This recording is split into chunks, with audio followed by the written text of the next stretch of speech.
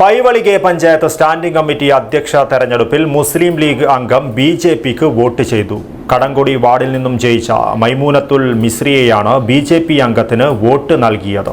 അപ്രതീക്ഷിത നീക്കത്തിൽ CPM സ്ഥാനാർത്ഥിയെ പരാജയപ്പെടുത്തി ബിജെപി സ്ഥാനാർത്ഥി സുമന ജി ഭട്ട് വിജയിച്ചു.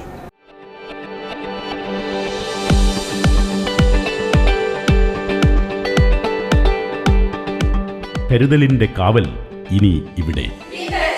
വിൻടച്ച് മൾട്ടി സ്പെഷ്യാലിറ്റി ഹോസ്പിറ്റൽ, കാസർഗോഡ്.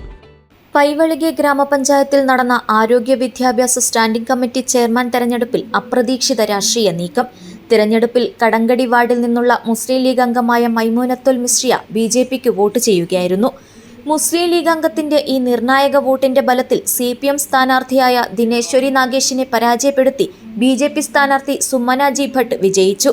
മൊത്തം 5 അംഗങ്ങളാണ് വോട്ടെടുപ്പിൽ പങ്കെടുത്തത്. ഇതിൽ മുസ്ലിം ലീഗ് അംഗമായ മൈമൂനത്തുൽ മിസ്രിയ BJP സ്ഥാനാർത്ഥിക്ക് വോട്ട് രേഖപ്പെടുത്തിയതാണ് ഫലത്തിൽ നിർണായകമായത്.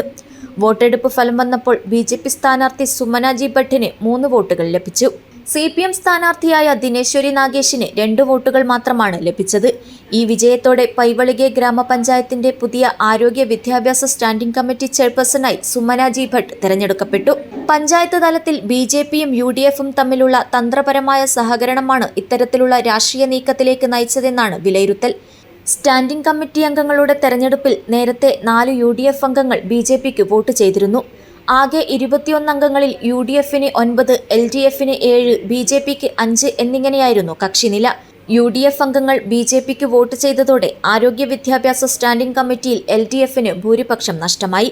അപ്പോൾ മുതൽ പഞ്ചായത്തിൽ കോൺഗ്രസ് ലീഗ് BJP സഖ്യമാണെന്ന ആക്ഷേപവുമായി LDF രംഗത്തു വന്നിരുന്നു. ഇതിനു പിന്നാലെയാണ് ഇപ്പോൾ അധ്യക്ഷ തെരഞ്ഞെടുപ്പിലും മുസ്ലിം ലീഗ് അംഗം BJPക്ക് അനുകൂലമായി വോട്ട് ചെയ്തത്. News bureau, Kasaragod.